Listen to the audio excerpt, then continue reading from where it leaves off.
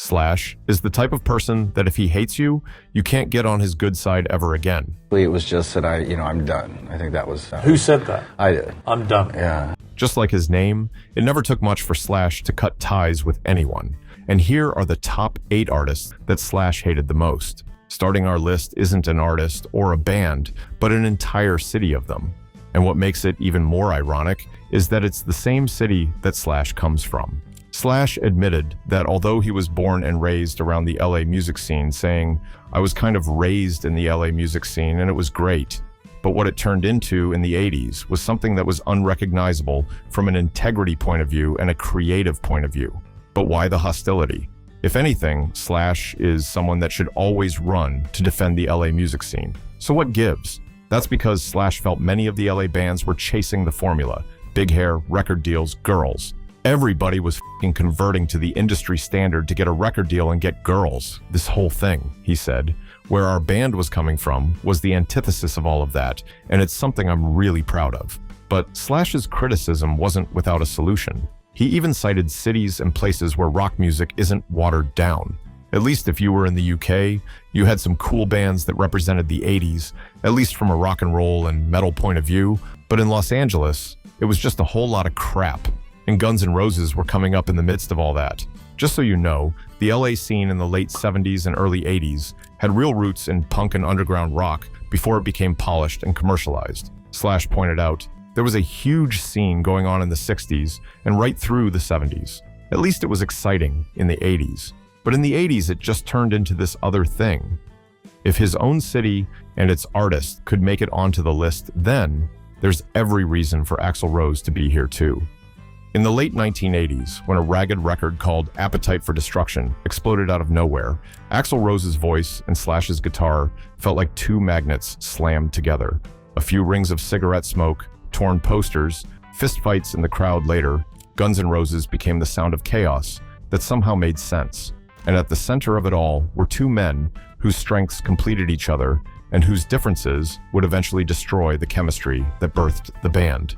Success didn't smooth them, it amplified everything that made them combustible.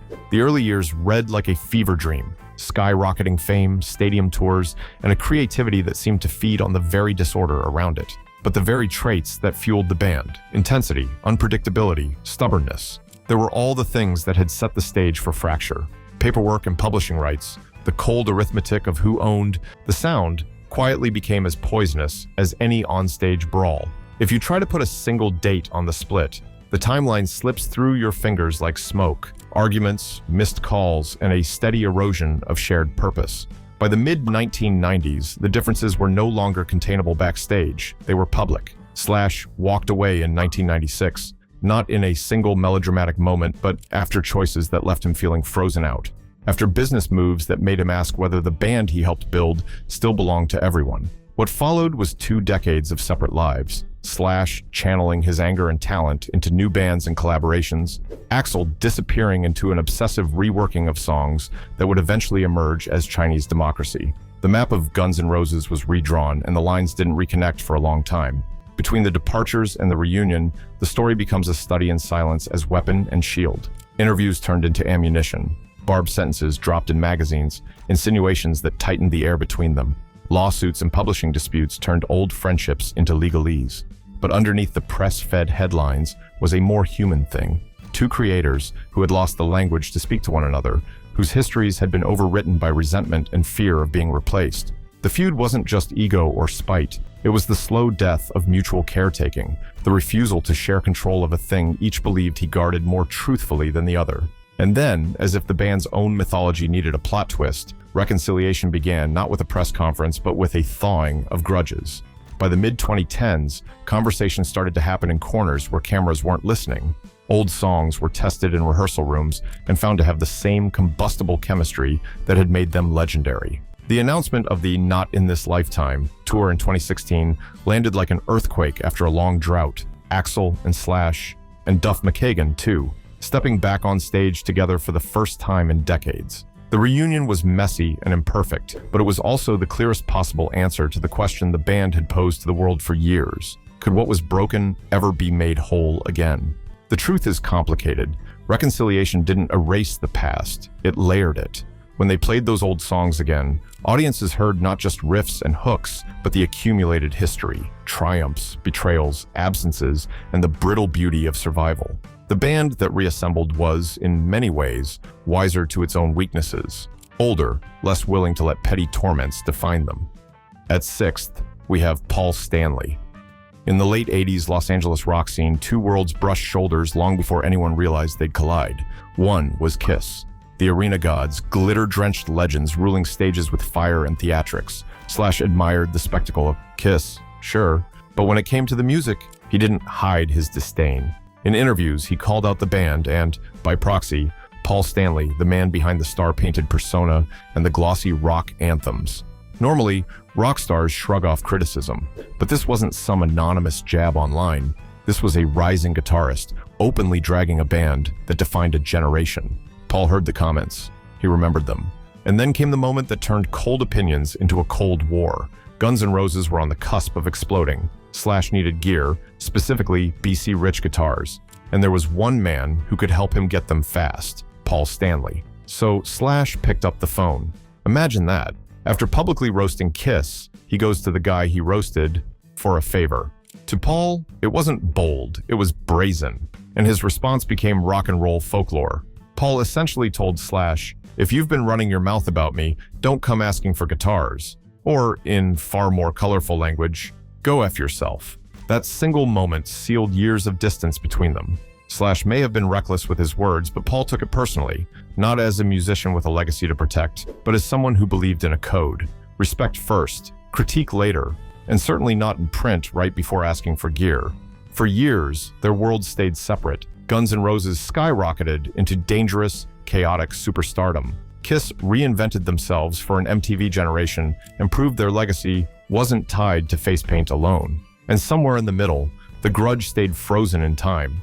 Not dramatic enough for headlines, but sharp enough to sting whenever the other's name came up. But rock beefs, unlike pop feuds, rarely last forever. Decades passed, maturity hit, the industry shifted, and somewhere between awards shows and tributes, the ice thawed. When Slash later acknowledged the story publicly confirming the infamous exchange, he did it with a smirk and zero resentment. Paul, for his part, moved on too. No fireworks, no dramatic reunion, just two icons letting history be history. At number 5 is the legendary king of pop himself, Michael Jackson. At the height of the dangerous era, Jackson reached out to Slash to lace "Give In to Me" with that unmistakable dirty Les Paul growl. In the studio, Slash tore through riffs while Jackson layered harmonies like a symphonic architect. It felt powerful, electric, history-level stuff. They worked on so many pieces together, and given how big of a star Michael Jackson was, Slash was not only living the dream, but working with the king of pop showed just how talented guitarist Slash truly was. It was easy to mistake Michael as a control freak, since he had the status that made him a one-of-one musical genius. Yet, that wasn't the case. Michael actually liked to carry people along, and he actually asked for input from people he was working with. So when Slash was in the studio with him, Michael gave the Tisinthathos rockstar liberty to play the way he wanted as long as it was his best. This touched Slash a lot, because this was one of the few times that he has felt appreciated by another artist. And it was easy to tell that Slash doesn't get treated like this often, because in a performance with the Thriller singer, he went a bit overboard with his solo. From the antics on stage, it was hard to tell if Michael was really mad at him, or they were just playing around. But from the fact that they weren't seen on stage together for a while after that suggested that there was more behind the scenes. At number 4, we have Poison. In the mid-1980s Los Angeles rock scene, ambition ran hot, and the glitz of glam metal ruled the Sunset Strip. Slash, hungry, gritty, and bleary-eyed from the grind of trying to make it, found himself presented with an opportunity: audition for Poison. Slash later admitted he went simply because, in those days, you did whatever you had to do to keep moving. Yet the moment he walked into that audition, something felt off. When the band began asking questions not about tone or riff feel, but what makeup he wore, what shoes he'd bring, Slash froze. Bobby Dahl asked me what kind of shoes I was going to wear. I was like, what? He recalled. In his mind, the conversation skidded from artistry into performance image peddling. That was the first crack. Looking at Poison's world, big hair, bright colors, pancake makeup, partying, flash. To Slash, whose roots were in a harder, rawer rock aesthetic, the shift seemed too cosmetic, too calculated. He told the interviewer, "I hated Poison." The rejection that followed, Poison choosing CeCe DeVille instead, left its mark. Poison drummer Ricky Rocket acknowledges Slash was really pissed off about it. So there was that rivalry between Guns N' Roses and Poison. But the dislike wasn't mere envy, it was philosophical. Slash saw Poison's audition process as emphasizing style over substance, image over sinew. He felt their priorities were opposite his. When he'd auditioned, he kicked the shit out of the songs, he says. There was no denying that I could play them. Yet when the conversation turned from riff tone to shoes and hairspray, he recognized he wasn't in the world he wanted. Over time, the story of his dislike morphed from active bitterness to reflective disapproval. Slash didn't publicly trash Poison's music frequently, but his disdain for what the band represented for glam metal excess, for image over instrumentation, created a subtle but clear animosity. It wasn't about niches versus mainstream so much as, this is my kind of rock, and that's someone else's deal. He chose his deal, they chose theirs. In the end, Poison stayed the anthemic glam party band, and Slash went on to define rower rock grit. The audition, the rejection, and the aesthetic divide became a footnote, but the emotional imprint remained. The lesson. When art demands you first buy the costume rather than the instrument, some players walk away, and they remember why. Number 3 also isn't just one artist, but it's not an entire city either. It's the band Velvet Revolver. The formation of Velvet Revolver felt like a dream. Slash reunited with old comrades Duff McKagan and Matt Sorum from his earlier days in Guns N' Roses, added Dave Kushner on rhythm guitar, and recruited Scott Weiland, who used to play for Stone Temple Pilots, on vocals. The expectation was raw power, chemistry, and a new chapter. But from the start, Slash sensed something was off. He has called those years the 5 toughest years, dealing with that band, just because of the obvious and really bad management. Where the music should have been liberated, Slash instead found the process constricting. He said, "For some reason, I could never be happy. I could never get comfortable and happy with it because it was such a fricking mess." The band that should have felt like a blast through rock fire became a heavy weight. The friction centered largely around Scott Weiland. Slash remarked, "Scott to me is like George Bush, you know. I like him now that he's not here. I have nothing bad to say about Scott, but he doesn't work well with others in a group situation." That's unusually blunt from Slash, who tends to speak diplomatically. It shows the extent to which the internal dysfunction, ego clashes, substance issues, and unclear direction eroded what could have been a dynamic supergroup. In later interviews, Slash was even more direct.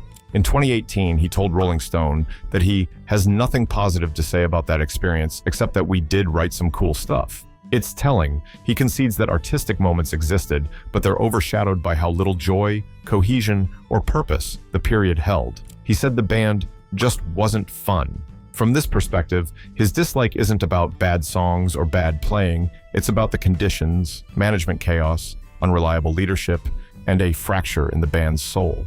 When you dig deeper into what Slash has said, you hear regret rather than rage. He doesn't claim Weiland was evil. He claims the environment collapsed under pressures the band never overcame. The split was inevitable. The upshot, Velvet Revolver became a cautionary tale for Slash. A reminder that chemistry, autonomy, and trust matter as much as pedigree. When they vanish, even a supergroup with top-tier musicians can feel hollow.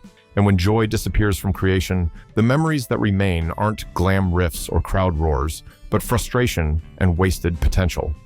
At number 2, we have Scott Weiland, an artist that Slash only befriended to run away from the people he hated. But how did Weiland end up on this list? They met at the weird, glamorous intersection of rock star history and second acts. Slash, the needle-eyed legend of Guns N' Roses, and Scott Weiland, the mercurial frontman who made Stone Temple Pilots into a 90s phenomenon.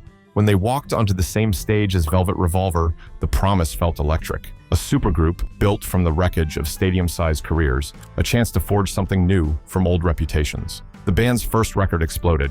It sounded like entitlement and redemption smashed together, and for a moment it felt like everything had clicked, but the glow didn't last. Underneath the arena riffs and the handshake of legends photo ops was a slow, corrosive unraveling nobody wanted to admit to on camera. The trouble began small and then grew teeth.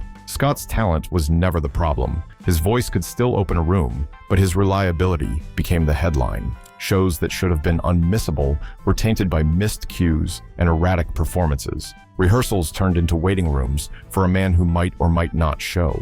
The rest of the band, veterans of the Guns N' Roses chaos, found themselves exhausted by patterns they'd seen before. Promises made and broken, public statements and private apologies that led nowhere. When the official announcement came that Velvet Revolver had moved on without Scott, it read like a slow confession dressed as a press release talking about commitment, about being about the fans and the music, and hinting at the personal problems that had become too big to ignore. Scott's response was sharp and immediate. He pushed back against the tidy version of events, pointing to deeper frictions and accusing the others of hypocrisy. From then on, the story split into two different truths living side by side. One where a band had reached a breaking point because one member couldn't get clean and reliable, and another where interpersonal clashes, ego, and the brutality of expectation tore a supergroup apart. Even after years had passed and both men had moved on to other projects, the tension remained an ugly ghost at their edges. When Scott died in late 2015, the world watched an odd mix of sorrow and unresolved business.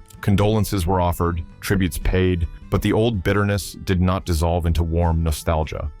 Last but not least is the infamous Kurt Cobain. In the early 90s, rock wasn't just loud, it was a battleground. Two worlds collided.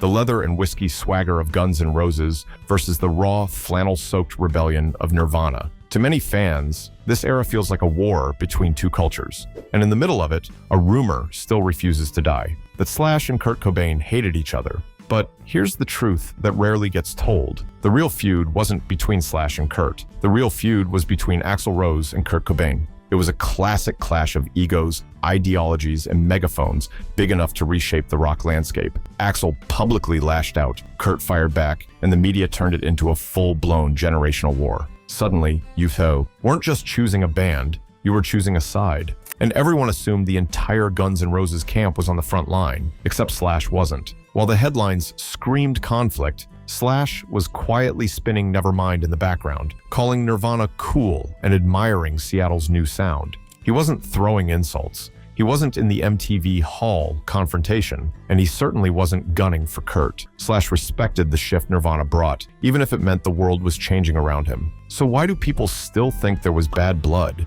Because when rock icons feud, perception becomes myth. Axl's voice was loud enough for the whole world to hear, and Slash, the quiet one in the storm, got swept into the narrative. But when the dust settled, history showed something different. Slash didn't see Kurt as a rival. He saw him as part of a movement redefining rock. There you have it, the 8 artists that Slash hated more than any other. Are there any names that shocked you here? Let us know your thoughts in the comments section, and don't forget to subscribe to this channel for more videos like this.